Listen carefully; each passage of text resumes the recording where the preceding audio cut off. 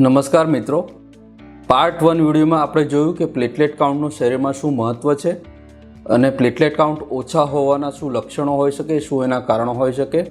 મિત્રો, પાર્ટ 2માં આપણે જોઈશું કે પ્લેટલેટ કાઉન્ટ ઓછા હોવાનું નિદાન કઈ રીતે કરી શકાય અને એની સારવાર કઈ રીતે કરી શકાય. હું ડૉક્ટર કાર્તિક પુરોહિત, ક્લિનિકલ હેમેટોલોજીસ્ટ એટલે કે લોહીના રોગોનો નિષ્ણાત. તો મિત્રો, આપણે જેમ કે વાત કરી કે જે પેશન્ટના પ્લેટલેટ કાઉન્ટ ઓછા હોય એમને અમુક લક્ષણ આવી શકે, જેમ કે બ્લીડિંગ થવું, ચામડી પર બ્લીડિંગ થવું, કે શરીરના કોઈક એવા અવયવમાંથી બ્લીડિંગ થવું, નાકમાંથી બ્લીડિંગ થવું, મોંમાંથી બ્લીડિંગ થવું.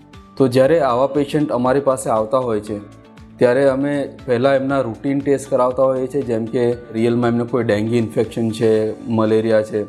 મેજોરિટી ઓફ કેસમાં અમારી પાસે આવા પેશન્ટ આ પ્રકારના રિપોર્ટ થયા પછી જ આવતા હોય છે. એટલે અમારો મેઇન પર્પઝ છે કે આ દર્દીને કોઈ ગંભીર રોગ છે કે નહીં.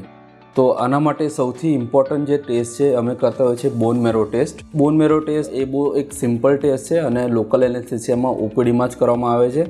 અને બોન મેરો ટેસ્ટથી આપણે જાણી શકીએ કે એકચ્યુઅલી પેશન્ટને પ્લેટલેટ કાઉન્ટ ઓછા હોવાનું કારણ કોઈ બ્લડ કેન્સર તો નથી ને, જે સૌથી ઇમ્પોર્ટન્ટ અમારા માટે હોય છે. બીજી વસ્તુ, પ્લેટલેટ કાઉન્ટ જ્યારે ઓછા હોય અને પેશન્ટ ધારો કે હોસ્પિટલાઇઝ હોય, તમે હોસ્પિટલાઇઝ હો તો અમે બીજા બ્લીડિંગના ટેસ્ટ પણ કરતા હોઈએ છીએ કે બીજા કોઈ ઇન્ફેક્શનના લીધે તમારા પ્લેટલેટ કાઉન્ટ ઓછા થયા કે નહીં.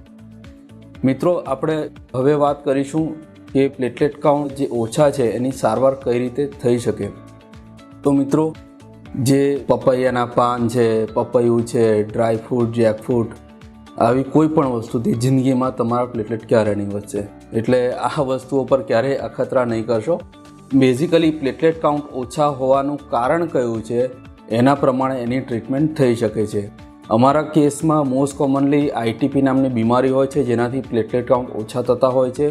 મહેરબાની કરીને આને પ્રિસ્ક્રિપ્શન ના સમજશો, પરંતુ આઈટીપીના ટ્રીટમેન્ટમાં નંબર 1 ડ્રગ જે અમે યુઝ કરતા હોય છે એ સ્ટીરોઇડ્સ હોય છે અને બીજા અમુક એવા ઇન્જેક્શન હોય છે જેનાથી પ્લેટલેટ કાઉન્ટ વધી જાય છે.